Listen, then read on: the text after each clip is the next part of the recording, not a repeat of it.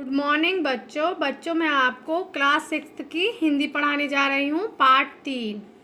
पाठ का नाम है कर्तव्य की पहचान। पाठ का सार। वन में पड़े किसी व्यक्ति के शव को खाने के लिए इच्छुक एक गीदड़ को दूसरा गीदड़ समझाते हुए नीति वचन बोला, भाई इस सब को तुम मत खाओ, इसे छोड़ दो क्योंकि यह शरीर एकदम निकृष्ट व निंदनीय है।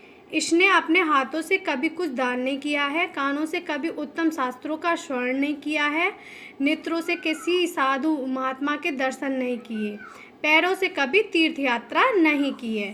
तो इस पाठ का सार ये है बेटा, इस पाठ को तुम्हें खुद पढ़ना है घर पे, ठीक है। ये पूरा पैराग्राफ पढ़ेंगे, फिर इसके बाद दूसरा पैराग्राफ पूरा पढ़ेंगे, तीसरा भी पूरा पैराग्राफ पढ़ेंगे।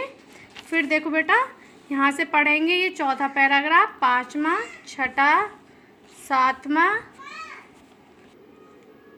फिर यहाँ तक पढ़ने के बाद फिर यहाँ से यहाँ तक पढ़ेंगे, फिर यहाँ से यहाँ पूरा पढ़ेंगे, ठीक है। इसके बाद बेटा तुम्हें यहाँ से पढ़ना है यहाँ तक, एंड तक। बहादुरी से लड़ते रहो, जीवन का समय अल्प है, इसका किसी महान कार्य के लिए उत्सर्ग कर दो। इस पाठ के लेकर स्वामी विवेकानंद जी हैं। तो बेटा अपनी कॉपी में देखो कैसे कार्य करना है, शब्द अर्थ लिखना है तुम्हें यहाँ से पूरा यहाँ तक, ठीक है। इसके बाद अभ्यास में आ जाइए, सही विकल्प पर सही का चिन्ह लगाइए। कै, दूसरों के प्रति हमारे कर्तव्य का अर्थ है दूसरों को सहायता करना, से सही है इसमें। खे, दूसरों का उपकार करने में हम वास्तव में अपना ही भला करते हैं, ये सही है बेटा इसमें। ग, देखेंगे जो पूर्ण नैतिक है उसे कुछ करना शेष नहीं है, उसमें अन्य सद्गुण स्वयं आ जाएंगे, इसमें से सही है। घ, देखेंगे उच्चतर वस्तुओं की प्राप्ति के लिए निम्न स्तर की वस्तुओं का त्याग करो, इसमें त्याग करो सही है। ब, अब इसके बाद आगे आएंगे ड़, निस्वार्थता अधिक फलदायी होती है, यह सही है। च, जिसका चरित्र सदैव और सब अवस्थाओं में महान तथा समान रहता है, वास्तव में वही महान है, ये सही है बेटा। फिर देखो दूसरा प्रश्न, उपयुक्त शब्द चुनकर रिक्त स्थान भरिए। कै, जीवन का समय अल्प है, इसका किसी महान कार्य के लिए उत्सर्ग कर दो, महान पे टिक लगाएंगे। ख, मिथ्या भाषण द्वारा दूसरों को ठगने के आनंद का त्याग करो, ठीक है, मिथ्या पे निशान लगाएंगे। ग, हमें सदैव संसार का उपकार करने की चेष्टा करनी चाहिए, उपकार पे निशान लगाएंगे। घ, सत्य वह है जो शक्ति दे, हृदय के अंधकार को दूर कर दे, शक्ति पे सही लगाएंगे। ड़, कायर लोग ही पापचरण करते हैं, ठीक है, कायर पे सही लगाएंगे।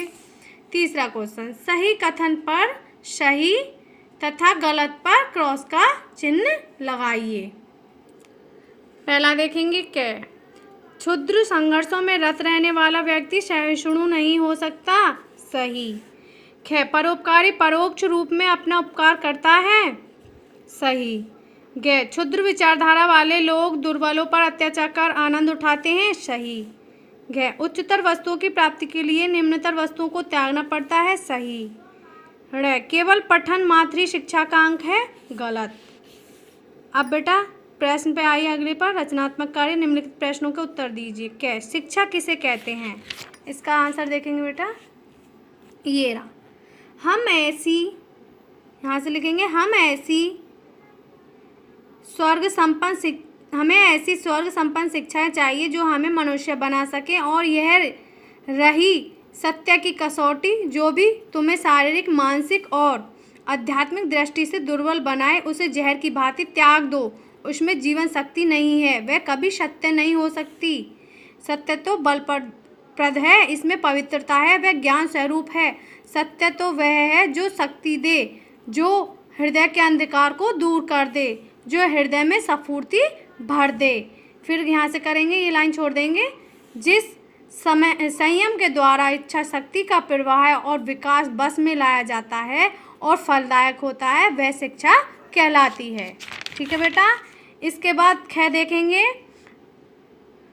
हमें दूसरों का भला क्यों करना चाहिए, तो आंसर में लिखेंगे हमें दूसरों का भला इसलिए करना चाहिए,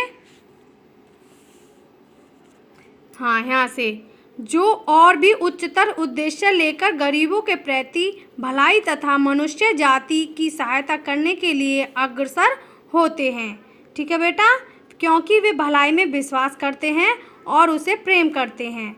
देखा जाता है कि नाम तथा यश के लिए किया गया कार्य बहुधा शीघ्र फलित नहीं होता। ये चीज़ें तो हमें उस समय प्राप्त होती हैं जब हम वृद्ध हो जाते हैं और जीवन की आखिरी घड़ियां गिन रहे होते हैं।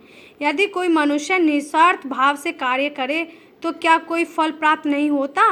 वास्तव में तभी तो उसे सर्वोच्च फल की प्राप्ति होती है। और सच पूछा जाए तो निस्वार्थता अधिक फलदायी होती है, परंतु लोगों में इसका अभ्यास करने का धैर्य नहीं होता। दूसरा हो गया, क्या देखेंगे नवरत्नों की क्या विशेषता बताई गई है। यहाँ से देखेंगे, प्रत्येक दशा में कुछ ऐसे नवरत्न होते हैं जो केवल कर्म के लिए ही कार्य करते हैं।